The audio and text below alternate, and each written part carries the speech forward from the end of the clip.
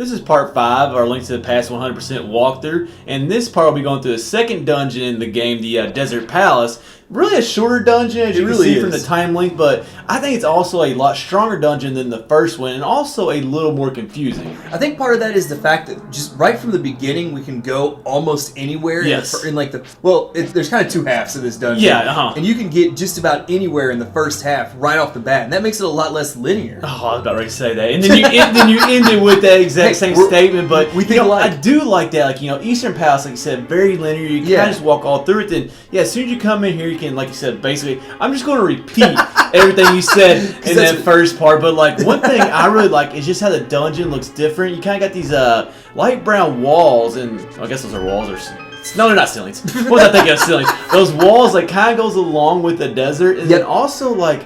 The floors, like, they're kind of like a weird green, but the design in them, I think, always kind of looked like sand. It does, and that fits us being in, like you said, the Desert Palace. I mean, we bash on, like, brown, boring dungeons quite a bit in our commentary, but at least, this goes along with being in the desert, especially with, like, these enemies that pop up out of, like you said, that floor that looks like sand. I wouldn't really say it's beautiful. Like I said, it just fits the area that we're in so well, and like what you just said, like, I hate some of these enemies in this dungeon, just how they all pop out, those devlins that like have that whirlpool or whatever you can get stuck in. Just I hate that enemy right there. And then the levers that pop up and then they get you and they disappear again before you can get them. BMOs I hate in every single Zelda game. They are a pain. Not a fan. I think this is the first appearance they made. I think, because I don't remember up to this point they were definitely not in Eastern Palace, because Eastern Palace also had some easy enemies in that dungeon. So I like how they kind of brought back, like, the cannonballs. We saw them in the Eastern Palace. Like, there was the central hallway and then the room right before the boss. I think it was kind of cool that they brought them back again for this dungeon. I don't know if they necessarily, like, fit the desert or whatever, but it's just... So what? Exactly. Where are you going to throw balls? Like, where are they going to make sense in a Zelda game? Like, there's no basketball court or baseball field anywhere around here. So, I mean, you just can basically throw them anywhere you want to. But, like, as Red said, there are two parts to this dungeon. And one thing I really don't like about this dungeon, and you'll see, is that we really get, like, all the items, or, like, the map, the compass, and even the dungeon item. We get those, like, really, really fast. And then, basically, the second part of the dungeon, we really don't do that much. I'm with you on that. So it's kind of not accurate to call it two halves, because most of it's... I would actually call it just two different areas, I guess you could say, but I always looked at it as two halves too. So it would have been cool to get, like, the dungeon item or something like that in the second part, I agreed. Like, I was something different. I was okay with, like, the first three items, the compass, the map, and the big key being in the first part, but, like, having the treasure chest right there and getting the power glove, like you said, I think that would have been a lot better for the second part. Yeah. But at the same time, we need that power glove to get into the second part of the dungeon. I guess maybe you could have used the big key or something to get to the second part, but we're kind of nitpicking there. Yeah. The power glove itself, I was not a huge fan of. No, at this point, like, gloves and gauntlets and they keep on putting them in Zelda games. Like, not a lot of Zelda games, but there's always, like, we see, like, with a bracelet. Yeah. The bracelet and the power glove, they're both kind of the same thing. They just help you pick up heavy stuff. And I've always kind of looked at it as a useless item or weapon in the game. Yeah. We get a few of those in the first half of this game. Don't really know if it's a weapon. Well, I guess you can throw stuff at enemies, so I guess it's kind of a weapon in a way. Now, I do love the idea of, like, exiting the dungeon and re-entering it over here on like, back in the second part. Plus, I just think those, like, stone heads and the design above the entrance here just looked really cool. It was a very good detail for the time. And that's the first time in a Zelda game we got to go outside during the dungeon, and we've always kind of talked about how much we love that. Yeah. Like, just going outside, kind of getting a different perspective on dungeons. So this is kind of where it was introduced, even though you weren't outside for a very long period of time. Hey, we were long enough to get a heart piece while we were out there. That is true. And also, actually, I don't think I could hit the vulture. I almost always do, though. Oh my gosh. For some reason. He's annoying.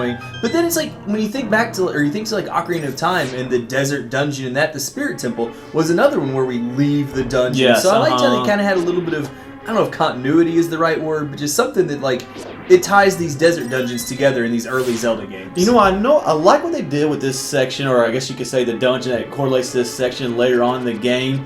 But like I've always been a huge fan of desert dungeons. Both of us have, and maybe this one being so early kind of like hurt it. I guess it does like, in our feelings of desert dungeons, because I really don't ever think of this one like as a strong desert dungeon. No, and being so early in the game, Agreed. I think really Agreed. is what does it, because it's not a complicated dungeon. Like we said, the beginning can be a little confusing just because you can go left, right, up. You can go just about everywhere from the beginning. And all of the rooms are necessary. Like you'll see, like we did not go through every single room in this dungeon, which we tried to do. We tried to. Like unless they're just totally like pointless, like the whole time. So exactly. I do like this room though. Just having like that moving wall. It's just a cool little cinematic. Even though it only moves like 5 feet there. But well, like when you first got there, I remember I was like, okay, there's the boss door right here, but like there's no boss door. There's nothing here now. It's not a very hard puzzle, like light the lanterns and the wall moves, but just right back in the SNES days, just seeing something that small was really cool. It was. Now, speaking of really cool, I actually didn't mind the Lanmolas. I didn't. They were not. I hate them. I hate this boss. I think they look kind of cool, just having like these. They do look cool, like worms, and the way they move through the air like that, and with their shadows on the ground, I thought was a good touch. Now, if you use your arrow and time it right, it makes this boss actually a lot quicker. Yeah. I didn't actually do that until this time, but one thing I've always hated. Well, one, there's 3 of them that kind of move like snakes. But I always have hated those dirt clumps, like how they come out and like they come out all different well, they're the same direction, but when they come from 3 of them, spots. They're in different spots, and I've always hated that. And I've actually struggled on this boss a couple times. They can be tough because especially like you can get yourself in what you think is a good position where they're about to pop out, but then if they go the wrong way or something like that, it can be tough to get more than like 1 hit in at a time. Well, sometimes they jump really short, and then sometimes they kind of jump really far, so that's also tough. You can be in the right position, but they do like that like kind of very small jump. I mean, it's almost impossible to hit them, and I always found it was very easy to get hit by like this enemy. Like if it's coming towards you, like even if you hit him, like he'll still get a shot on you sometimes. He will. Like your sword strikes don't knock him away. He's still going to go in that same direction. In Zelda, we only get hit backwards, but we can't hit them backwards most of the time. We'll see that in the next boss. Now, I did like the nice touch when you get it down to the last one, that like you now have like 8 of these sand clumps. I didn't like it, so instead of just 4. It's just it makes the second stage, I guess you would call it, just a little more complicated. You can't just stand right next to where he's popping out of the ground and not get hit. Now, the hits you've already gone on him, they count to that point, right? Because I believe I've gotten to that point before, like where he went to that, I don't know, let's call it 6 or 8 dirt clumps. 6 or 8, Lanmola, and then like you hit him once and he's done. I've always loved that right there. But I remember last time I went played that boss. Actually, you know what? Anyways, this will wrap up part 5 of our Link to the Past 100% walkthrough.